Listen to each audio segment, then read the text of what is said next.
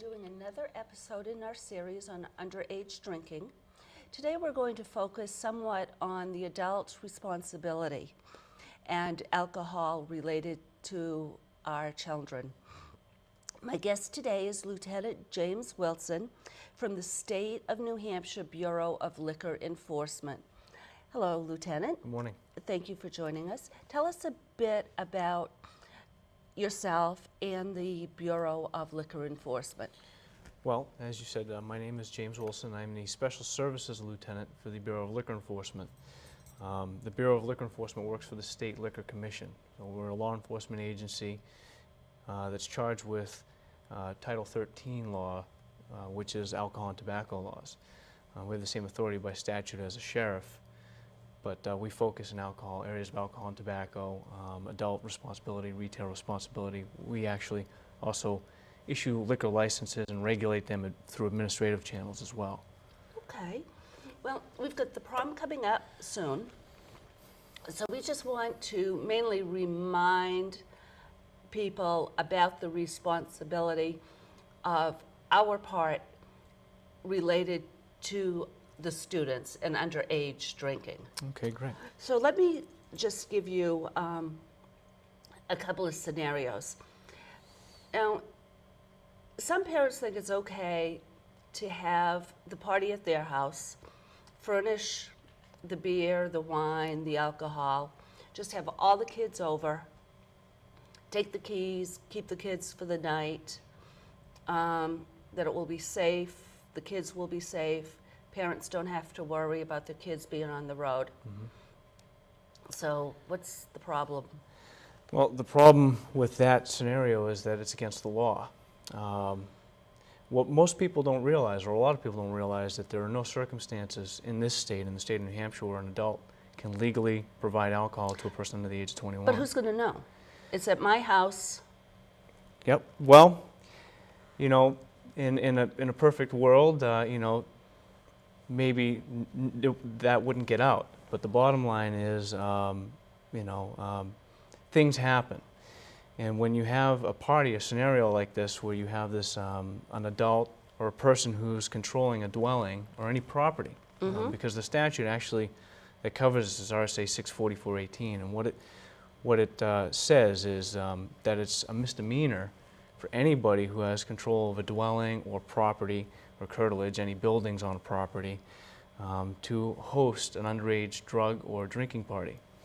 It goes on to talk about the nuts and bolts of that law, that the violation of that law, but it makes it a misdemeanor, a Class A misdemeanor, for any person who has control of that building to host that party.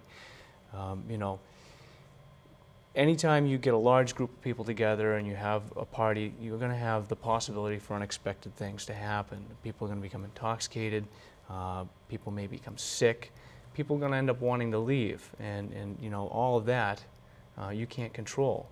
So really, there's no way to hold one of these parties and really hope that it's not going to get out. Something's going to happen. So basically, the bottom line is it's against the law. It is. It's a misdemeanor crime. Okay.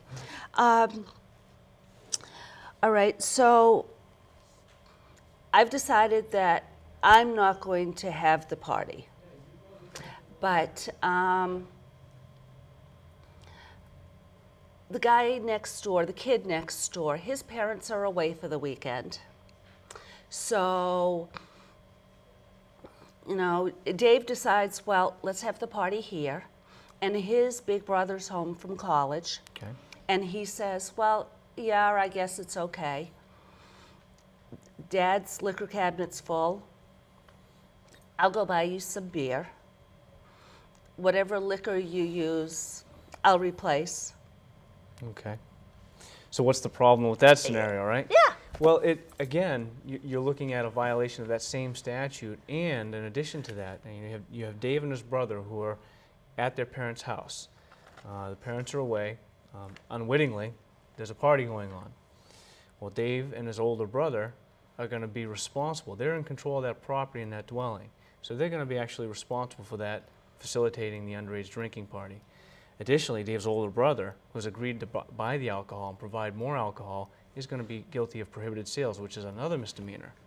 And that's the statute that actually makes it illegal for an adult to provide alcohol in any form to a minor in this state. A lot of people don't realize the potential problems and the ramifications of having these parties. They all too often tend to think, well, I would rather have a party at my house where I know the kids are going to be here and I can take their keys and I can watch them.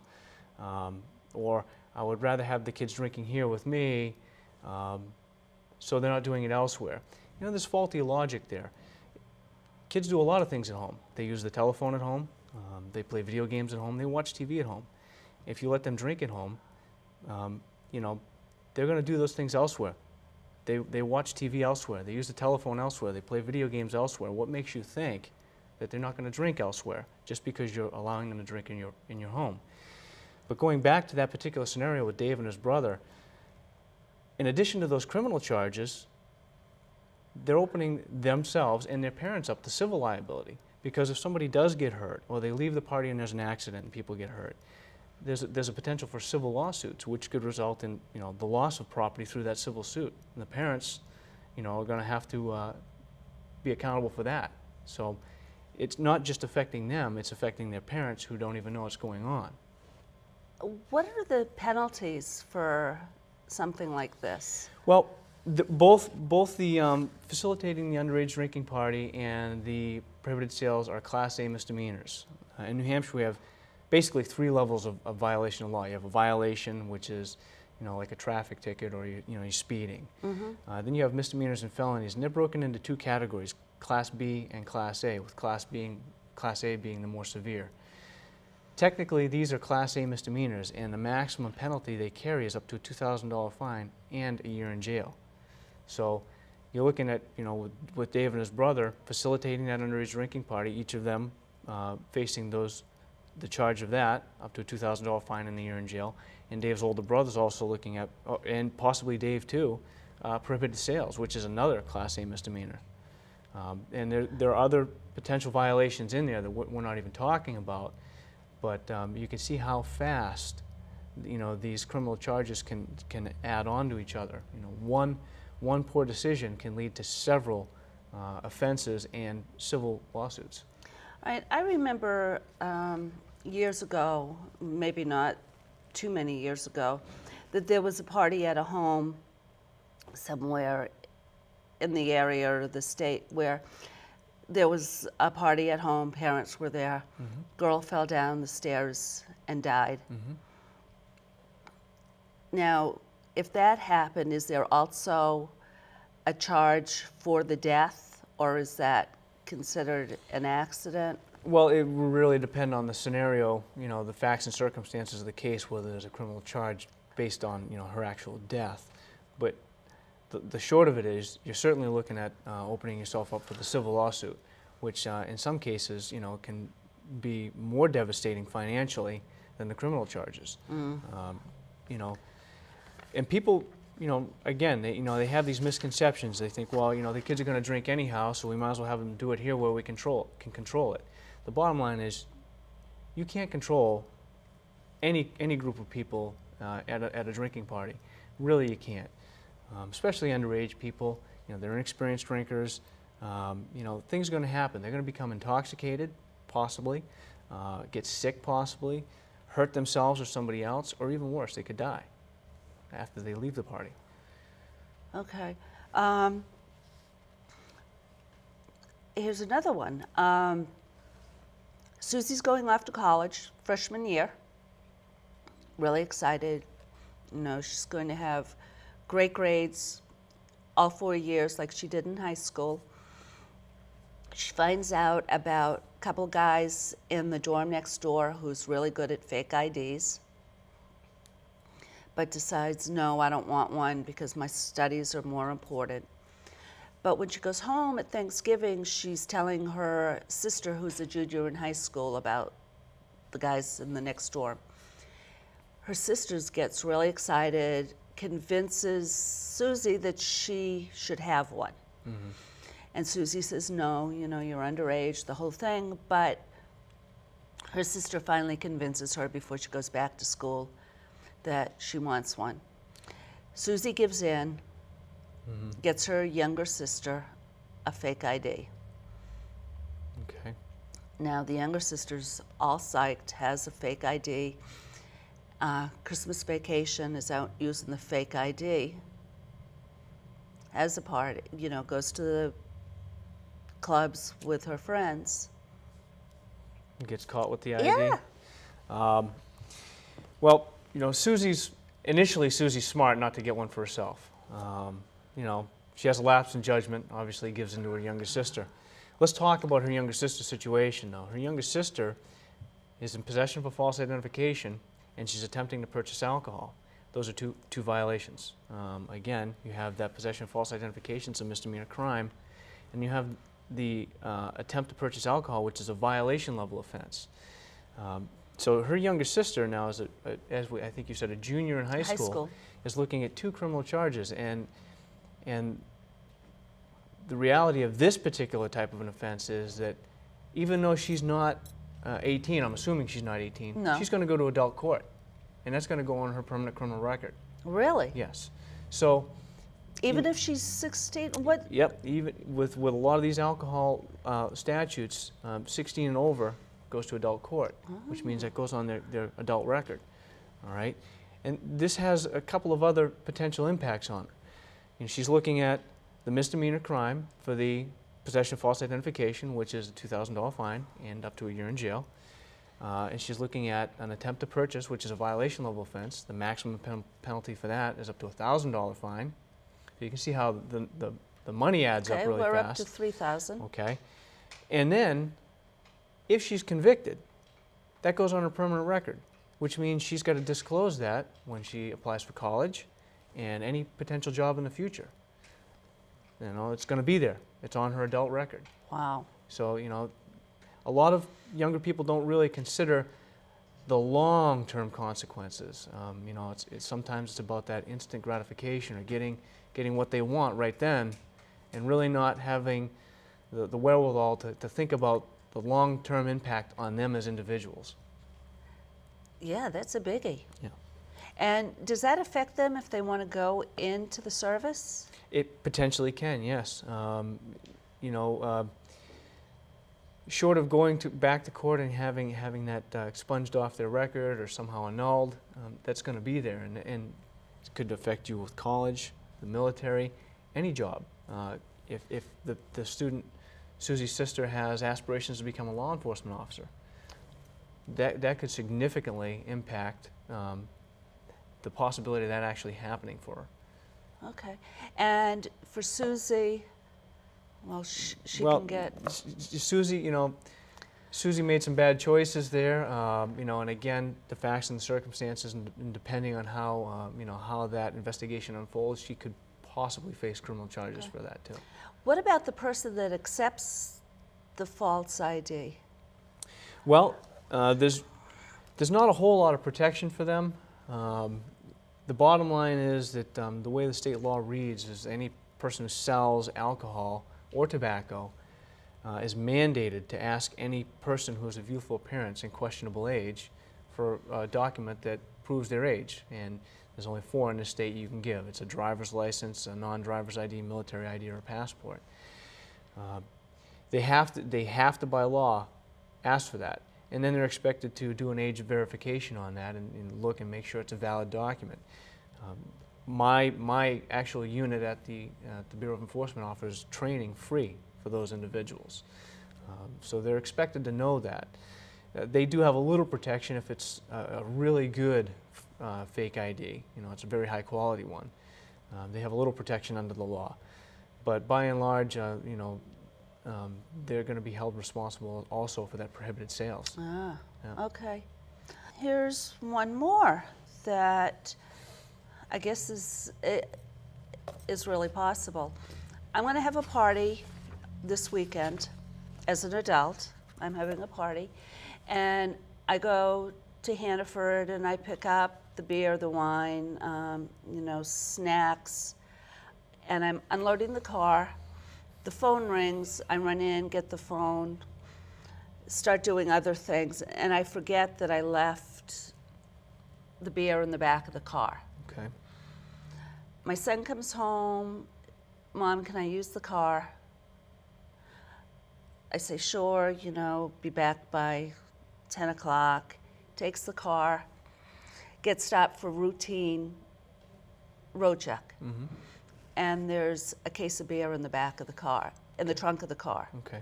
He doesn't know it's there, but Londonderry PD isn't going to buy it. Okay. What's the problem with that, right? Yeah, Seems innocent enough. right. Unfortunately, for him and for you, he has a problem. He's guilty of unlawful transportation of alcoholic beverages by a minor. In New Hampshire, there are only 3 circumstances, really, where a minor can lawfully transport alcoholic beverages in a motor vehicle.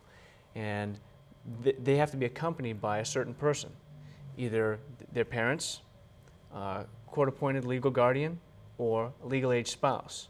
And the scenario you're describing to me, he doesn't have anybody else in the car, or certainly not one of those 3 person groups. So absent one of those 3 people, the police, the Londonderry police, or any law enforcement officer who encounters that minor transporting alcohol has a common law duty to act, and it's based on a case law, Weldy v. Kingston, where the Supreme Court said that any police officer who encounters a minor unlawfully transporting alcohol has a common law duty to act, and the officer shall take that minor into custody, shall seize the alcohol as evidence, and shall seize and impound the vehicle.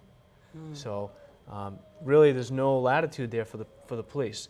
The story that you're giving me, the scenario is innocent enough. Yeah. The unfortunate thing is that there's no culpable mental state for this violation, so the law enforcement officer doesn't have to prove that your son knew. Yeah. It was, unfortunate set of circumstances, but your short term, your son is going to be taken into custody, your car is going to be towed and impounded, and the alcohol is going to be seized as evidence and used to prosecute him. And if he's convicted of that particular offense, he's looking at fines and possible loss of his license administratively for a certain amount of time.